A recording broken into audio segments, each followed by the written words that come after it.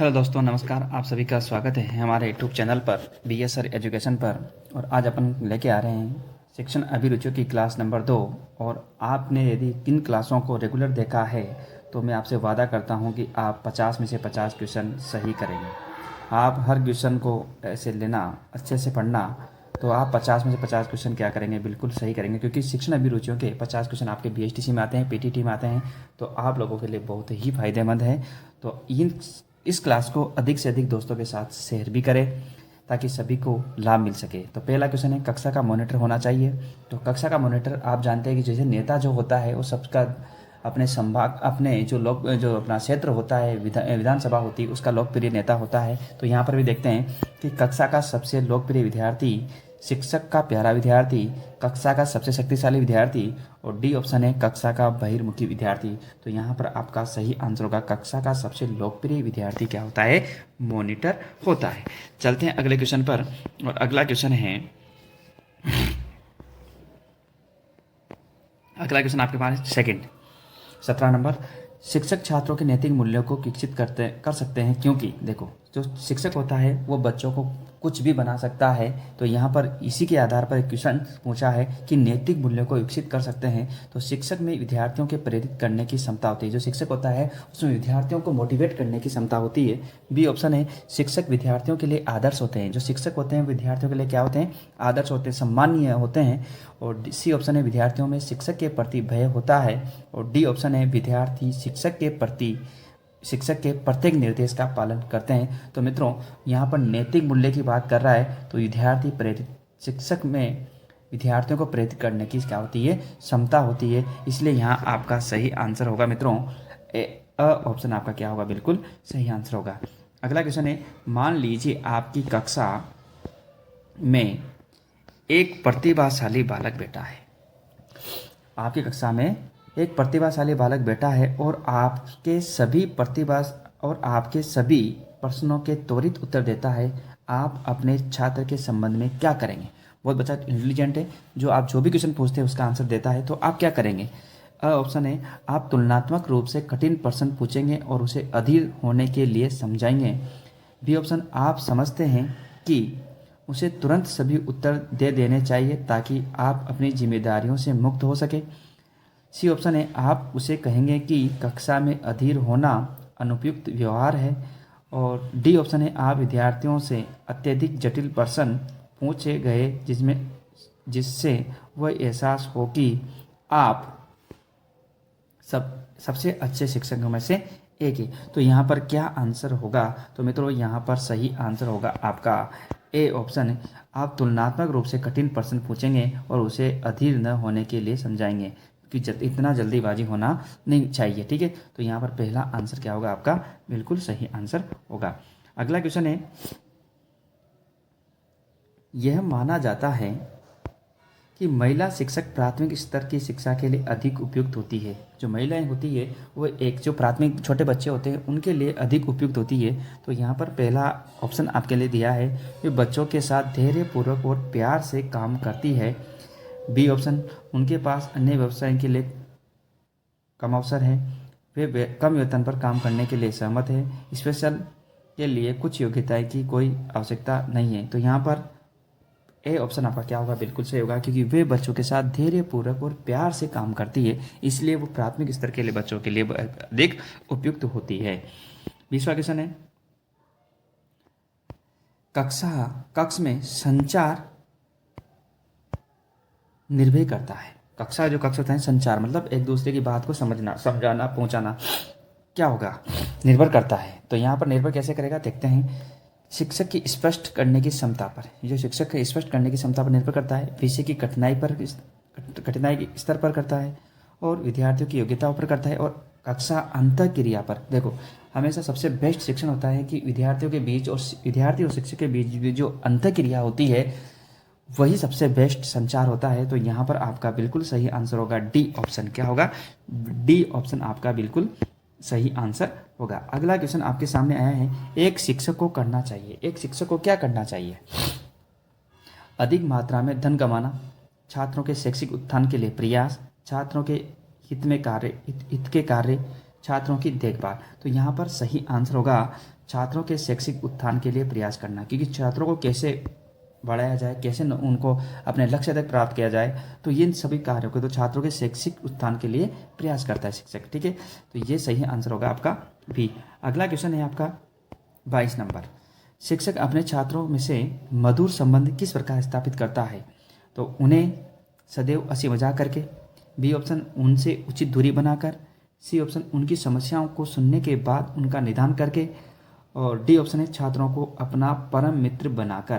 तो यहाँ पर सही आंसर होगा मित्रों उनकी समस्याओं को सुनने के बाद उनका निदान करें। बच्चों की क्या क्या समस्याएं हैं उनके बारे में समझना है और फिर उनका क्या करना है, उपचार करना है, निदान करना है। तो यहाँ सही आंसर होगा आपका सी। क्वेश्चन नंबर 23 है, यदि कुछ निर्धन छात्र आपसे अतिरिक्त समय में पढ़ना चाहते हैं तो आप क्या करेंगे? कुछ बच्चे हैं जो अतिरिक्त समय में पढ़ना चाहते हैं तो आप क्या करेंगे? उनको ट्यूशन लेने के लिए कहेंगे, उन्हें टालते रहेंगे, आवश्यकता अनुसार समय समय पर उनकी कठिनाइयों को पूरा करेंगे, और डी ऑप्शन है उन्हें किसी अन्य शिक्षक के पास भेजेंगे। तो यहाँ पर सही आंसर होगा सी, आवश्यकता अनुसार समय समय पर उनकी कठिनाइयों को पूरा करेंगे, जो उनकी समस्या आ रही है उनको पूरा करेंगे। ये आपका सही आंसर होगा सी। सी आंसर आपका बिल्कुल सही आंसर है। 24, यदि आप मूल्यांकन कर रहे हैं तो आप क्या करेंगे? यदि आप कॉपी चेक करने जाते हैं तो आप क्या करेंगे? कार्य के अनुसार अंक प्रदान करेंगे, उन्हें अधिक अंक देंगे जो आपसे ट्यूशन पढ़ते हैं, अमीर छात्रों को अधिक अंक देंगे, पिछड़े छात्रों को अधिक अंक देंगे। तो यहाँ पर आपका सही आंसर होगा कि उन्होंने क्या कार्य किया है कॉपी में, उसके अनुसार क्या देना है, आपको अंक देना है। तो ये आपको मूल्यांकन करना है। तो सही आंसर होगा इसका ऑप्शन। क्वेश्चन नंबर 25 आपके सामने है, अध्यापक को दृश्य सर्वे सामग्री का उपयोग करना चाहिए क्योंकि देखना और सुनना दोनों हो, उसको बोलते हैं दृश्य सर्वे सामग्री। पहला है छात्रों की पाठ में रुचि रहती है, छात्रों का ध्यान पढ़ाई में केंद्रित रखती है, ज्ञान को वास्तविक रूप प्रदान करने एवं पाठ में विविधता लाने में सहायक होती है, उपरोक्त सभी। तो यहाँ पर सही आंसर क्या होगा मित्रों? क्योंकि छात्रों देखो कोई चीज़ यदि देखेंगे और सुनेंगे भी सही तो उसमें पाठ रुचि बनेगी। अपना ध्यान, जैसे कोई मूवी देखते हैं तो अपना ध्यान कहाँ रहता है, टीवी में रहता है या फिर सिनेमा में रहता है, और वास्तविक रूप में प्रदान करती है तो लानी चाहिए। तो उपरोक्त सभी, यहाँ पर आपका डी ऑप्शन क्या होगा, बिल्कुल सही आंसर होगा। अगला क्वेश्चन है, संप्रेषण होना चाहिए। जो कक्षा में संप्रेषण होता है, बातचीत होती है, जो संचार होता है अपने शब्दों का बच्चों तक पहुंचाने का, छात्रों तक पहुंचाने का, वो क्या होना चाहिए? तो यहाँ पर 26 में जो आपको क्वेश्चन पूछा गया है बहुत ही अच्छा क्वेश्चन है। शिक्षा केंद्रित, सामान्य केंद्रित, छात्र केंद्रित और पाठ्य पुस्तक केंद्रित। तो 26 का सही आंसर क्या होगा? हमेशा संप्रेषण जो होना चाहिए हमेशा छात्र केंद्रित होना चाहिए, बच्चों को ध्यान में रखते हुए होना चाहिए। तो यहाँ सही आंसर होगा आपका सी ऑप्शन। उसके बाद कक्षा शिक्षण में ICT प्रयुक्त करते हैं, कक्षा शिक्षण में ICT प्रयुक्त करते हैं। तो यहाँ पर आपके 4 ऑप्शन दिए हुए हैं, 4 ऑप्शन आपको दिए हुए हैं। यहाँ से सही आंसर क्या होगा? ICT प्रयुक्त करते, अध्यापक की आवश्यकता नहीं रहेगी, अध्यापक के लिए कार्यभार अधिक हो जाएगा, अध्यापक की भूमिका समन्वय के रूप में रहेगी, अध्यापक की भूमिका केंद्रीय हो जाएगी। तो देखो यदि ICT कंप्यूटर, मतलब कंप्यूटर की बात कर रहा है वह, तो उसके लिए क्या होगा कि जो अध्यापक होगा केवल उसके अध्यापक की भूमिका समन्वय के रूप में रहेगी, केवल वो एक देखेगा उसको और उसको अगर बच्चों उसके निर्देशन में सारे कार्य होंगे। तो यहाँ पर समन्वय की भूमिका उसकी रहेगी। अगला क्वेश्चन है, शिक्षक को समाज में स्थान बनाने के लिए, शिक्षक को समाज में स्थान बनाने के लिए क्या करना चाहिए? जो शिक्षक होता है समाज में स्थान बनाना है तो क्या करना चाहिए? किसी राजनीतिक पार्टी में रहना चाहिए। शिक्षक को क्या रहना चाहिए? राजनीतिक पार्टी में रहना चाहिए, अपने दायित्वों को निभाना चाहिए, समाज की गतिविधियों में अपने को सक्रिय रखना चाहिए, अधिक से अधिक जनसंख्या करके अपने प्रभाव को बढ़ाना चाहिए। सारी बातें यहाँ पर अलग अलग है। तो यहाँ पर देखो अपने दायित्वों को निभाना चाहिए। यदि अध्यापक अपने टाइम से स्कूल जाता है, टाइम से बच्चों को अच्छा पढ़ाता है, सब कुछ अच्छा करता है, तो समाज में अपने आप उसकी पहचान बन जाती है। तो यहाँ पर सही आंसर होगा बी ऑप्शन, अपने दायित्वों को निभाना चाहिए, जो उसका दायित्व है उसको पूरा करना चाहिए। अगला क्वेश्चन आपके सामने है, शिक्षक वही है जो अच्छे अंक देता है। हाँ, बच्चों को तो ये चाहिए और क्या चाहिए, है ना। नियमित गृह कार्य देखता है, कठोर अनुशासन रखता है, छात्रों की प्रगति के प्रति सजग रहता है। और छात्रों की जो प्रगति है, जो रिपोर्ट है कि बच्चा कितना पढ़ रहा है, उसके प्रति सजग रहना चाहिए। तो बिल्कुल सही आंसर होगा डी ऑप्शन। छात्र शिक्षक वही है जो छात्रों के प्रगति के प्रति सजग रहता है। ठीक है, तो यहाँ पर डी ऑप्शन आपका क्या होगा, बिल्कुल सही आंसर होगा। अगला क्वेश्चन आपके सामने आया है, एक छात्र लगातार विद्यालय में विलंब से आता है तो क्या करेंगे। देखो, एक कोई विद्यार्थी होते हैं जो उनका फिक्स होता है कि वो लेट आते हैं, उनके लिए क्या करेंगे आप, उनके उसके अभिभावक से शिकायत करेंगे, इसके कारणों का पता लगाएंगे, छात्र को विद्यालय से निकाल देंगे, सभी छात्रों के सामने उसे दंडित करेंगे। तो आप लोग भी आंसर दिया करो, कमेंट्स बॉक्स में कमेंट्स करके दिया करो, पढ़ के आंसर दिया करो। तो यहाँ पर इसका सही आंसर क्या होगा कि इसके कारणों का पता लगाएंगे कि बच्चा लेट क्यों आ रहा है, कि बच्चा लेट क्यों आ रहा है। तो यहाँ पर सही आंसर होगा बी ऑप्शन। क्या होगा, बी ऑप्शन। अगला है, सजगता पैदा करने के लिए सर्वोत्तम साधन है। सजगता पैदा करने के लिए सर्वोत्तम साधन है परिवार, समाज, पुस्तक और दोस्त। तो यहाँ पर सही आंसर क्या होगा, 31 का सही आंसर होगा कि यहाँ पर पुस्तक। सजगता पैदा करने के लिए पुस्तक बहुत जरूरी है। तो यहाँ पर सही आंसर होगा सी ऑप्शन आपका बिल्कुल सही आंसर होगा। अगला क्वेश्चन आपके सामने आया है, शिक्षा का एक प्रमुख उद्देश्य है। जो शिक्षा का एक प्रमुख उद्देश्य है वह क्या है, शिक्षा का एक प्रमुख उद्देश्य क्या है। तो यहाँ पर देखो, भाषा कौशल का विकास करना, जो बच्चों की भाषा होती है उस कौशल का विकास करना है। सामाजिक नागरिकता का विकास, दंड देना और व्यक्तित्व विकास। तो यहाँ पर शिक्षा का प्रमुख उद्देश्य होता है कि व्यक्तित्व का विकास करते हैं, व्यक्तित्व का, उसकी पर्सनैलिटी को सुधारते हैं। तो यहाँ पर सही आंसर होगा आपका व्यक्तित्व का विकास। सफल नेतृत्व होता है, जो सफल नेतृत्व होता है वो क्या होता है, प्रजातांत्रिक, राजनीतिक, समूह आधारित और तानाशाही। तो यहाँ पर सही आंसर होगा प्रजातांत्रिक। सफल नेतृत्व क्या होता है, प्रजातांत्रिक होता है। अगला क्वेश्चन है, छात्रों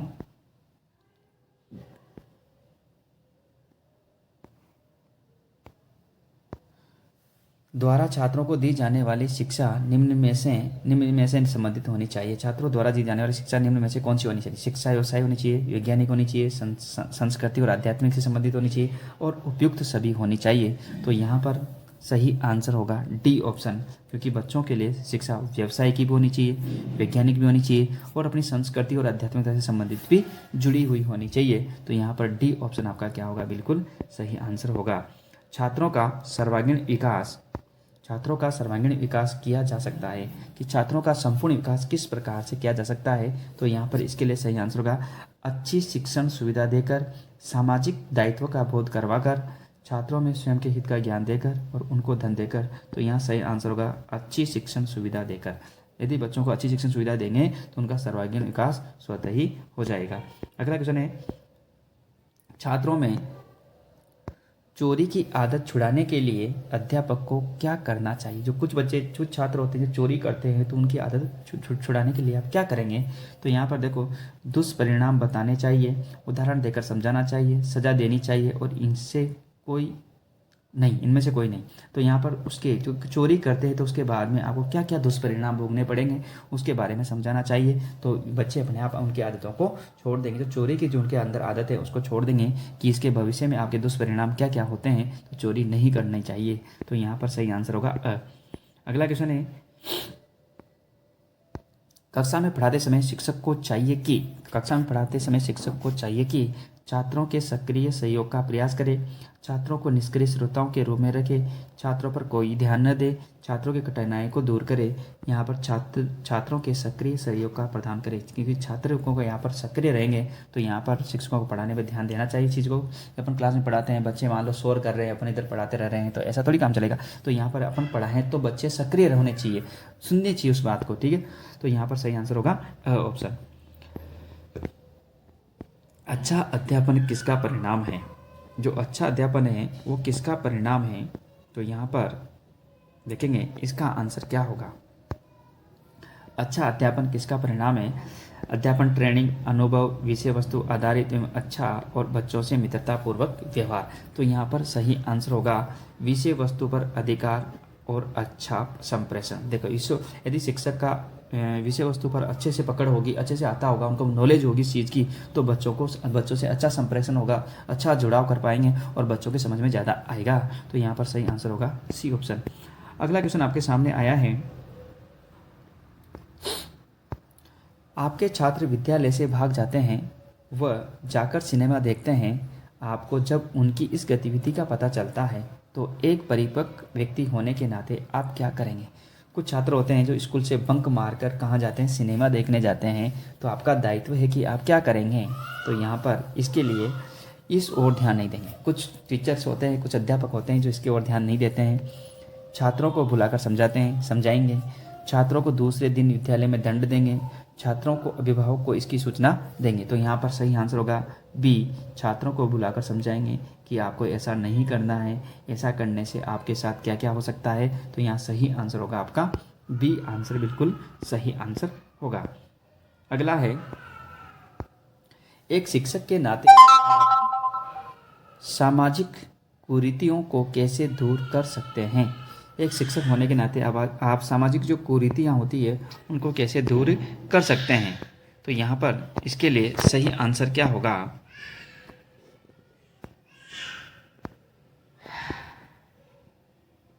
40 का सही आंसर होगा, जन चेतना जागृत करने का प्रयास करेंगे, समाज सुधारक का संकल्प लेंगे, पोस्टर द्वारा प्रचार करेंगे, ये सोचकर कि सामाजिक कुरीतियाँ कभी दूर नहीं हो सकती, अतः बनी रहेगी। तो यहाँ पर इसका सही आंसर होगा ए ऑप्शन। क्या होगा इसका सही आंसर होगा ए, जन चेतना जागृत करने का प्रयास करेंगे। ठीक है, तो सही आंसर होगा ये। उसके बाद चलते हैं 41, क्वेश्चन नंबर 41 जो कि आज का लास्ट क्वेश्चन है और इसके बारे में अपन चर्चा करते हैं। अगला क्वेश्चन है आपके पास 41, यदि कोई विद्यार्थी किसी अध्यापक की कक्षा में समस्याएं पैदा करता है तो क्या करेंगे। होते हैं ना कुछ बच्चे जो उदंडी होते हैं, है ना, आपको पढ़ाने नहीं देते हैं, तो आप क्या करेंगे ऐसी कंडीशन में। उसके ऐसे व्यवहार के कारणों का पता लगाकर उन्हें दूर करना चाहिए, उन्हें दंड देना चाहिए, उसे दंड नहीं देना चाहिए, उसे दूसरी कक्षा में स्थानांतरित कर देना चाहिए। तो यदि कोई बच्चे उदंडित होते हैं तो क्या करते हैं, उसके ऐसे व्यवहार के कारणों का पता लगाकर उन्हें दूर करने का प्रयास करेंगे। तो यहाँ पर आपका सही आंसर होगा ये वाला ऑप्शन, बिल्कुल सही आंसर है। ठीक है, तो मित्रों आप इस कक्षा को अधिक से अधिक बच्चों के साथ शेयर कर दीजिए और जिसने अभी जो नए आए हैं वो अपने चैनल को सब्सक्राइब कर दीजिए, बेल आइकन दबा दीजिए ताकि आपको जो भी की वीडियो हम डालें वो आपको मिलती रहे। तो ठीक है मित्रों, फिर मिलते हैं अपन नेक्स्ट क्लास के साथ। आज के लिए इतना ही, फिर नेक्स्ट क्लास के साथ मिलेंगे। धन्यवाद आप सभी का।